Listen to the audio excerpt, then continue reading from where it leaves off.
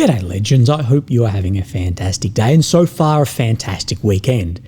And well, today is a massive day. Of course, it is the first meeting face-to-face between President Donald Trump and President Vladimir Putin.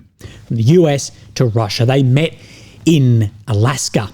Now, it was a little bit unexpected of what exactly was going to happen, what was going to take place, what red lines were behind the scenes.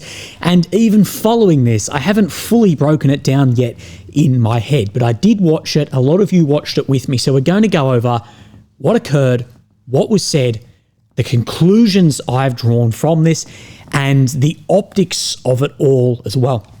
Of course, we have some very interesting maps. Now, according to the deep state maps, it appears as if that Pokrovsk push on the northeastern side of Pokrovsk has been cut in half. We're going to go over that. We're going to look at some other maps, talk about how this is affecting other areas as well, and as well some of the first actual geolocated footage we have of any of this. We're going to look at drones, ships, all of that. So as always, a lot to go over and a very big and a historic day, of course. So let's go to the wonderful Alaska.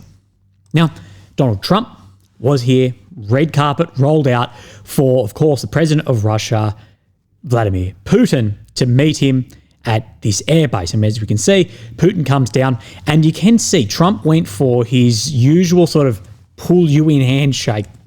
Didn't really work here, and apparently what was said here was something along the lines of a word to the effect of hello neighbour. But you can see throughout this there is friendly relations between Putin and Trump, even in the back of the car, the footage of laughing. But as walking down, we do see, as you would expect on an airbase, that there is a large flyover. Of course, you can see here Putin and Trump walking between the wonderful F-22 fighter aircraft. We don't make anything that looks that good anymore. With a flyover with, of course, the B-2 Spirit bomber that has recently, in the past few months, bombed Iran, with F-35 fighter aircraft. Apologies, a correction on myself. I said F-22 from the silhouettes this morning. Again, it doesn't really matter. And there's been a bit of, is this just a flyover for you're on an airbase, show our power? Is it sending a message, or is it just part of all of the official bits and pieces of this? Again, we will see. Now, if there's a bit of noise, you'll have to excuse me. It does seem like the White House is trying to save some of the optics, because we saw friendly relations. Trump seemed a little bit off. I don't know how else to put it. Trump just didn't seem himself. And we see just before I went live to film, then the White House is posting like this. The goal is always peace, with, of course, a photograph showing that Trump's standing over Putin, sort of, you know, in the like chest punching him like you were to do this, and sort of a smirk on Putin. But from what we saw, this is not what we saw from the very short public appearance of them both. And from the little that we did see, it did seem like they were in spirits and friendly together. And as I said, Trump did seem slightly off. And Fox News White House correspondent Jackie Henrick, she said, and what was really stunning to me as someone who has been in a lot of these press conferences, was a few things that were very unusual. She did mention about Putin speaking first, but then she goes, the way it felt in the room was not good. It did not seem like things went well, and it seemed like Putin came in and steamrolled, got right into what he wanted to say, and got his photo next to the president and left. And I think everyone watching it, it seemed like Putin had his notes, what he wanted to talk about of history and this and that, all in order, where it seemed like Trump was more just off-the-cuff comments on what had happened. But again, we still have no idea what was said, what was agreed to, what wasn't agreed to behind closed doors. So these are just my notes on what Putin said, then we'll go over what Trump has said, and then how I feel about the whole thing. Now, Putin did describe the talks as thorough and useful. And he did say how Alaska is important to show how the US and Russia are neighbours. And apparently when he walked up to Trump, said something to the effect of, hello, neighbour. Now, Alaska is symbolically important too, because it does show how close the US and Russia are, but also, maybe I'm reading too far into this, but it does show that they can have relations outside of the European theatre. He did reiterate the security threats to our nation, of course, those, as he would put, legitimate security threats as far as NATO, reiterated that, and that is one of the root causes, describing Ukraine as a brotherly nation and the difficulties that is occurring. He does say that the root causes of the conflict must be acknowledged. He did mention about security for Ukraine. He did hope that the European countries would not, quote, torpedo then further discussions, as we see many, many people speaking of, and that these were agreements that they are result-oriented, so they want to deliver results. He does speak of a solution to the Ukrainian issue, did speak about further Arctic and space opportunities with the US. In his last conversation in 2022, he did say how when he was speaking to the US, the last time that these countries spoke, that hostilities should not have been the outcome and it didn't need to go down that path, but that ultimately it did. And he did say, which Trump would have loved, that if Trump was the president at that point in time, it would not have descended into the war that we have got. And Trump would have absolutely loved that because we see, well, Trump tweets that every other day. Now, Trump, he said that they'd come to agreements on most things, but one major that we didn't get there yet, the one that was most significant, of course, that's going to be ceasefire, end to the war. He said there's no deal until there's a deal. Also saying, ultimately, it's up to them, of course, up to Ukraine and Europe. And there was a point at which he said President Putin, and then goes, Vladimir. It gives an idea of where I think the White House is trying to save some optics at the moment. He did say he has a few phone calls to make following this. Of course, phone calls to Zelensky and the remainder of Europe. Although it's not being all the way there, he described the talks as extremely productive. So they didn't get a solution on the one most significant. It's not all the way there, but still extremely productive. He spoke about the Russia hoax, of course, the election before this one, and how that did upend a lot of Trump's ability to serve. He reiterated that we are going to stop the war. And when there was discussion about the next time they had to talk, Putin does sort of chime in and say, well, it'll be in Moscow. And Trump replies, well, I'd get a lot of heat for that. But Trump, it seemed off the cuff, it didn't seem planned, and it didn't seem like usual Trump bombast. And I think a lot of people picked up on that, and I think that's why there's a bit of trying to save the optics at the moment.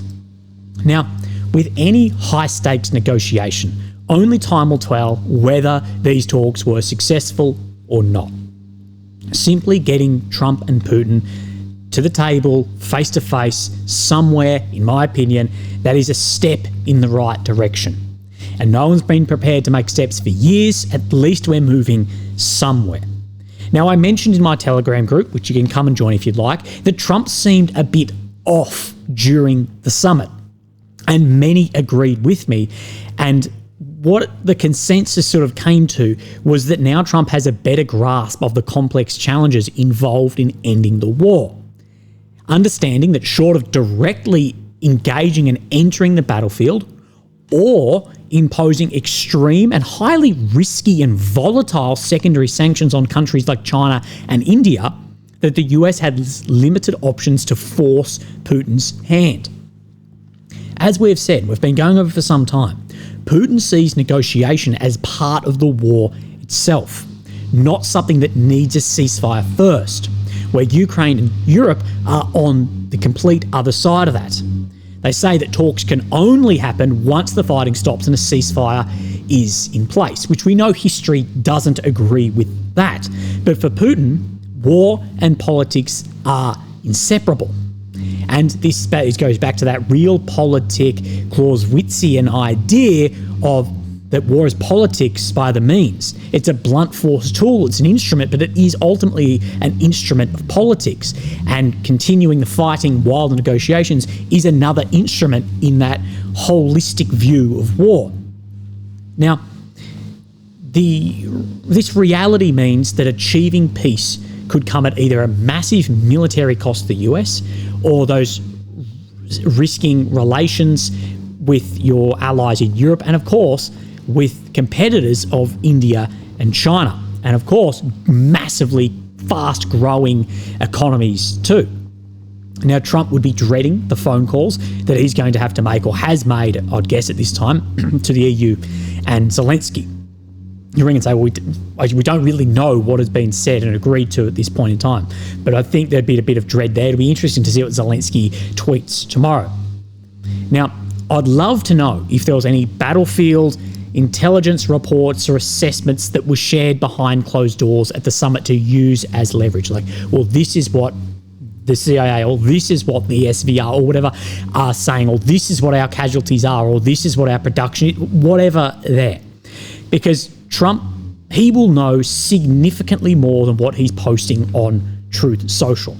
Now, obviously, everything that's public is layered in propaganda and informational war too. Obviously, these assessments that are delivered to leaders behind the scenes, these will have significantly more clarity than the acceptable narratives that are released publicly. At least this is how intelligence should work, although we know time and time again there's often intelligence reports skewed to fit into a leader's ideas, and we saw this happen massively from the KGB leaving out purpose information to not upset Stalin.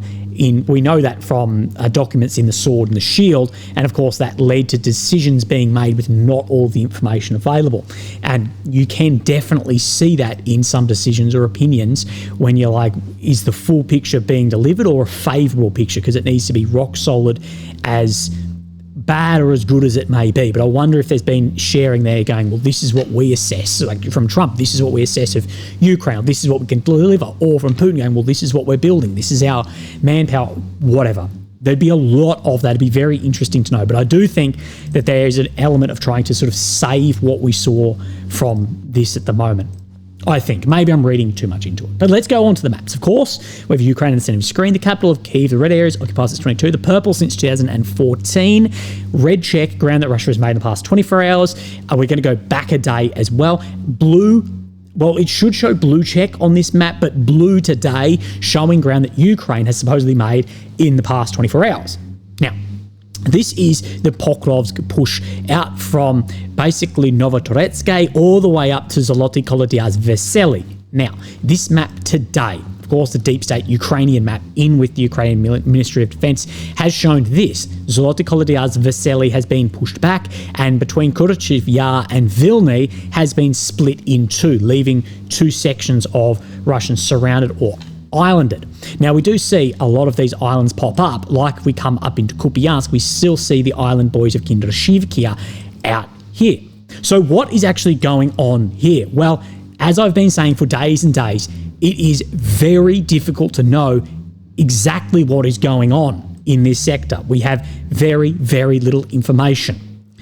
Check out this footage here. This is a Ukrainian UGV, so a ground-operated vehicle with a machine gun on it, firing into these buildings. This is the only geolocation that I have seen, and I think many people have seen. So this is right up here in Vesely, shared by this gentleman on X, saying Ukrainian UGV with a gun shoots at a house. Footage also shows some bikes being struck, as well as 3 prisoners, Russian prisoners, being taken. Now, what we can see from these prisoners is they are definitely not special forces, which we spoke about. This sort of operation doesn't require that, and that's not who we've seen really take place in that. But this is the first and the only footage so far that is actually geolocated here. Now, I know a lot of bloggers, from Twitter to Telegram to Instagram to YouTube, will say, well, I've seen footage, or I've been sent footage, and it shows this. Now, they may be correct, but there are some serious doubts come into it. We know the war and the information war and all of this too. Okay, so I'll just say grain of salt. Someone's saying, I saw this, so therefore that won't show you it. It's not public. Grain of salt till it's made public, because there's incentive to show, okay? But we do know that there's zero repercussions to lying, and there's huge incentives, monetary, to make shit up for good titles and thumbnails as well. More will come of this, and the situation will become more clear. So we know there was definitely fighting around this area. As far as this break in the middle, Some are saying doubt, some are saying it's confirmation. I'm sort of waiting on what Playfra says about this. Deep State, though, they have further confirmed this or further given an idea of what is occurring here on their Telegram. Defence Forces, after several days of work, were able to somewhat stabilise the situation along the section of settlements of Veselis, Cola Diaz, Shushrivya, which we recently wrote a post. So over 3 days in this direction, there was some level of stabilisation, which it did look like from that initial days of we had no idea what was going on. And Ukrainian sources themselves are saying it is chaos and that it's a walkover and not a breakthrough. Now, it further goes, we want to see more such reactions to the situation and as few reasons for their formation as possible. We very much hope that those who distorted the situation and treated it negligently will be held accountable, and after-action review will find its place, which will bring positive results in the future. Unfortunately, it is too early to talk about complete success. The situation remains quite difficult as the enemy is already deploying additional forces in the area. In particular, enemy crews have again actively engaged in logistics in depth, which confirms the failure of their actions. The Defence Forces fighters continue clearing and blocking enemy forces, making great efforts to reduce enemies' attempts to zero. Work continues. Keep our finger on the pulse and respond to any changes. Again, like I said, you have Deep State in here who's tied into the Ukrainian Ministry of Defence showing this. We've got to wait a couple of days to see what exactly is happening, because if it was the Russian ministry showing, or a Russian aligned map showing all this, again, it's hard to know. Now, AMK has expressed serious doubt about this. He says Deep State got a knock on the door, it seems, which we have seen before, allegedly Deep State get in some trouble for showing some bits and pieces. Now, as I honestly have no words, this is mapping in its final form, and other mappers are saying very similar. Now, as always, we have a very high threshold to confirm any advancement. And, of course, maps are constantly used by Ukraine and Russia as informational war. And this way, it may well be the case. It may look exactly like this. And we do know that a thrust like this comes at a higher risk of being cut off. But if there was any day to try and control and buffer the PR war, well, today is it. The next days will actually show what the situation is. As geolocations and other mappers start coming forward as well, we'll just get a better idea. I know people don't want to hold off and wait on things, but we will get a better idea. But what did we say the other day? We said that it could be very likely that a lot of forces to save the narrative of Pokrovsk are moved from other sectors, leaving it vulnerable to stabilise this without leaving Pokrovsk. Because for some reason, Pokrovsk, more than Konstantinivka, way more than Kupiansk, is being picked up by the media. So there may be pulling out of those areas to try and then stabilise this. It may have a heap of forces and actually end up like this. Well, it seems to go into what Suryak is speaking about today. So we come up here into Kupiansk pocket, and what Suryak maps, what he is saying is this: Northeastern Front. During last week, Ukrainian army began an important withdrawal movement from the positions east of the Oskil. As a result, Russian army managed to capture a significant area east of Petropavlivka, thus entering the outskirts of this locality from this axis. So what he is saying is the Oskil, of course, runs down here, that east of this, there's a pullback across. What this will be is to send forces down to Pokrovsk. We know Ukraine does not have the reserves at the moment to send heaps to one area of the front without leaving other areas more vulnerable. So wait out on further confirmation. This is Petropavlivka where he speaks about here. But we have said this pocket being split by the Oskil is really not a good area to be. AMK, he agrees with this as well. He says Russian forces broke through Ukrainian positions east of the Oskil River and entered the village of Petropavlivka. So multiple saying, so Suryak saying they took advantage of a withdrawal, AMK saying there was a breakthrough. Again, just wait out on this. But everything we talk about is it's equal and opposite reactions at the moment when you just don't have a superior number of manpower to plug every hole. So wait out on all of this and we'll get a better idea. So let's have a look at other areas on the maps and some geolocations too. So what we're going to quickly do is if I click this on to show you there was no other changes but this today. We go back to then yesterday, we'll turn this back on, we see a couple of changes. So we see where the Pokrovsk axis is meeting the Velika Novosilki axis around Zeleny, that this is now filling in right up to that border around Dnipropetrovsk Oblast as well. Tamarivkia, more ground being made, catching up to other maps in this sector.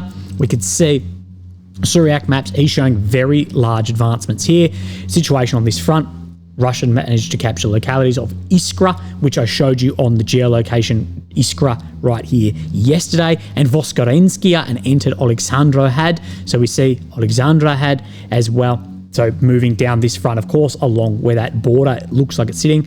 As a consequence, Ukrainian army began general withdrawal towards the western shore of the Vovcha River. So a further pull back in here, according to Syriac maps. But we can confirm that with some geolocations as well. So we have Alexandrowhad in here, I believe we're about to step into. Yes, at this geolocation just in here. I think of a screenshot. Yep, we have a screenshot of Russians flying a Russian flag there. So still a lot of movement on the maps. We see this claim today. Again, this is a big claim, but we'll get an idea of what then occurs in the coming days or over a week. Now let's have a look at some drones and ships. Now this graph, you and I have been sharing this for some time. Monsters does a great job at tracking the Garand drones in the air. And we've spoke about back here somewhere saying, I would expect, given when these typically go, we expect soon a large attack. A lot of drones must have been accumulated over the past 2 weeks. And yeah, that is exactly what it is looking like, that there could be a mass firing of drones. Why was there not? Well, we know Trump. He's not a fan of when he speaks to Putin, and then there's these large attacks going on. So could we see something from this large accumulation? Potentially. Would it be strategic strikes or battlefield strikes? The biggest thing we've seen recently, we saw it at the north of Ukraine yesterday, is because of the surplus of the Shahed, Garand, whatever you want to call them, drones, that they're not only going after deeper strategic level targets, they're working on the very front line as basically a heavy glide drone too. So you could see a lot more of that in support of lighter drones working as a form of guided artillery. Wait out on that, but given what we're seeing here, could see very large attacks. Speaking of attacks, so we see this is the Caspian Sea here. Of course, this is Tehran, Iran, and this goes right up to where Russia is. Of course, the Caspian don't have the Caspian Sea monsters in there anymore. And Ukrainian SF, they have released this. This is not the greatest image, but there's one of this ship sinking. The vessel Port Olnia 4 was hit in the Askatran region of the Russian Federation. They say it was loaded with components of Shahed-type UAVs and ammunition from Iran. Results of the strike have been clarified. Now, what we don't know is, we don't know what was on this ship. Could have been that. It could have been across here. It may well have been. I don't know. Most of the Garand Shahed UAVs are now made within Russia. We spoke about this back when Iran was getting bombed by Israel and the US, that even if Iran fell over tomorrow, that would not stop those drones flying. It's more of a licensing purchase. And we do know that the ship didn't explode from the strikes. Now, that doesn't mean there wasn't ammo aboard it, but there wasn't some huge bang on this either. So, again, we don't know. But what we do know is that there has been a lot of sinking of ships. The Ursa Major, that is the one which comes to my mind most, that was completely not spoken about but should have been, carrying parts for nuclear icebreakers, that was sunk, I believe, in the Mediterranean. And that is when I was told that it is carried out by few but enabled by many. So, again, wait out on any of this. Again, the fog of war is crazy. In the devastating interview between Douglas Murray, Joe Rogan, and the other guy, Dave Smith, the one good thing Douglas did say was, he did say, and I forget the author he was quoting, but when you're walking through the fog of war, once you turn back, it's clear. And that is true. We're currently walking through the fog of war of so much, from what's happening on the front, the politics, but eventually we will look back and it will be at least more clear. We'll get a better idea of what is occurring. But hopefully, we are one step closer to the end of the war. It's devastating. It's catastrophic. Countries with demographic absolute catastrophes unfolding. And this war won't stop when the guns fall silent. Post-war attrition is a real thing. Australia, I believe lost 10 times the casualties after Afghanistan, through then people taking their own lives, then actually lost there. And that was nowhere near the trauma of a war like this, and trauma of a country. It was just the soldiers that received that trauma. As well as, of course, the post-war attrition of You've lost a lot of young men. A lot of people have fled the nation. A lot of young people. Economic. All of that. In my opinion, there was times to settle this in a significantly better way than it will be now. But hindsight's the foresight of arseholes, and we need to start, it's too late to start looking for what can we do to make sure there's existence of states following too. But I think Trump may have got a bit of a reality check from some bits today. We will see. Maybe Trump will follow through and just whack China and India and then cement BRICS. I don't know. Legends, you look after yourselves. A lot shorter today. That's worth of congratulations. I'll speak to you tomorrow. Thank you. Bye-bye.